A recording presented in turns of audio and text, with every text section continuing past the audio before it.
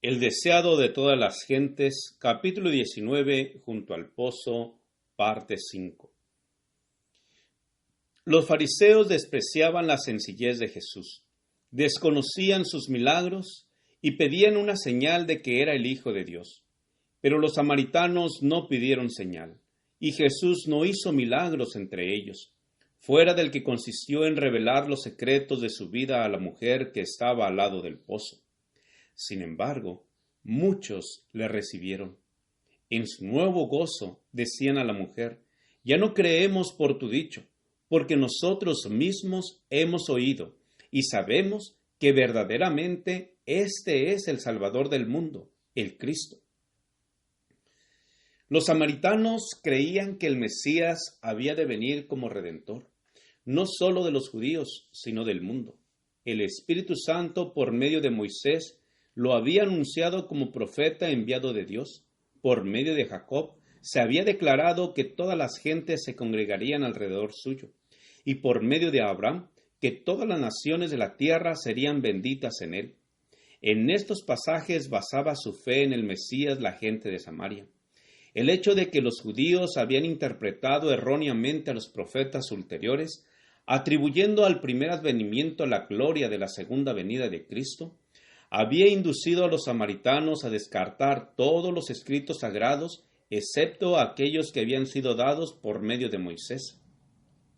Pero como el Salvador desechaba estas falsas interpretaciones, muchos aceptaron las profecías ulteriores y las palabras de Cristo mismo acerca del reino de Dios.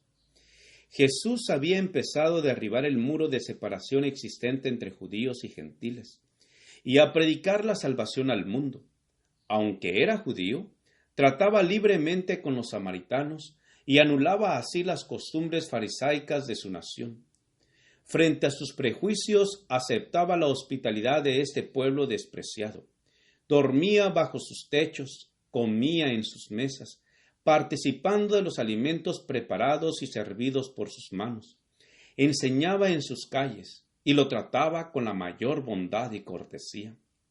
En el templo de Jerusalén, una muralla baja separaba el atrio exterior de las demás porciones del edificio sagrado. En esta pared había inscripciones en diferentes idiomas que declaraban que a nadie, sino a los judíos, se permitía pasar ese límite. Si un gentil hubiese querido entrar en el recinto interior, habría profanado el templo y habría sufrido la pena de muerte. Pero Jesús, el que diera origen al templo y su ceremonial, atraía a los gentiles así por el vínculo de la simpatía humana, mientras que su gracia divina les presentaba la salvación que los judíos rechazaban. La estada de Jesús en Samaria estaba destinada a una bendición para sus discípulos, que estaban todavía bajo la influencia del fanatismo judío. Creían que la lealtad a su propia nación requería de ellos que albergasen enemistad hacia los samaritanos. Les admiraba la conducta de Jesús. No podía negarse a seguir su ejemplo, y durante los 2 días que pasaron en Samaria, la fidelidad a él dominó sus prejuicios, pero en su corazón no se conformaban. Tardaron mucho en aprender que su desprecio y odio debían ser reemplazados por la piedad y la simpatía. Después de la ascensión del Señor, recordaron sus lecciones con nuevo significado. Después del derramamiento del Espíritu Santo, recordaron la mirada del Salvador, sus palabras, el respeto y la ternura de su conducta hacia estos extraños despreciados.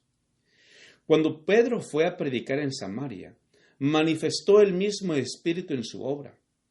Cuando Juan fue llamado a Éfeso y Esmirna, recordó el incidente de Siquem y se llenó de gratitud hacia el divino Maestro, quien, previendo las dificultades que deberían arrostrar, les había ayudado por su propio ejemplo. El Salvador continúa realizando hoy la misma obra que cuando ofreció el agua de vida a la mujer samaritana.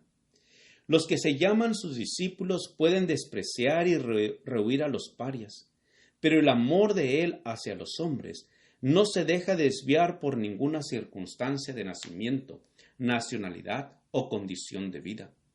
A toda alma, por pecaminosa que sea, Jesús dice, si me pidieras, yo te daría el agua de la vida.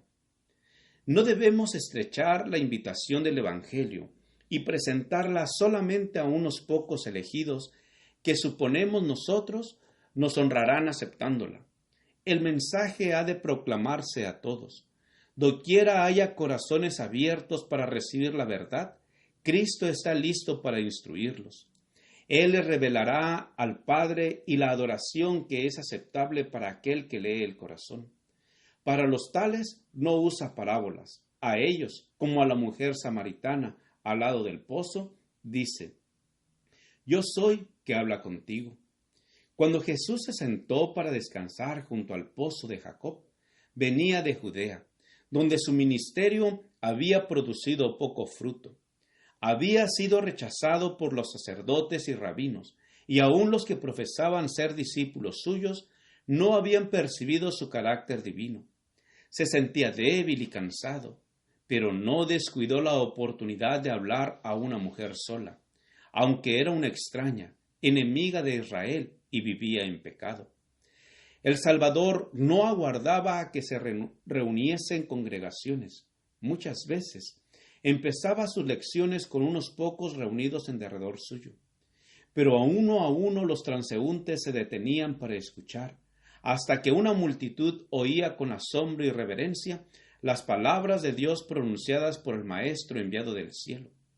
El que trabajaba para Cristo no debe pensar que no puede hablar con el mismo fervor a unos pocos oyentes que a una gran compañía. Tal vez haya uno solo para oír el mensaje, pero ¿quién puede decir cuán abarcante será su influencia? Parecía asunto sin importancia, aún para los discípulos, que el Salvador dedicase su tiempo a una mujer de Samaria. Pero él razonó con ella con más fervor y elocuencia que con reyes, consejeros o pontífices.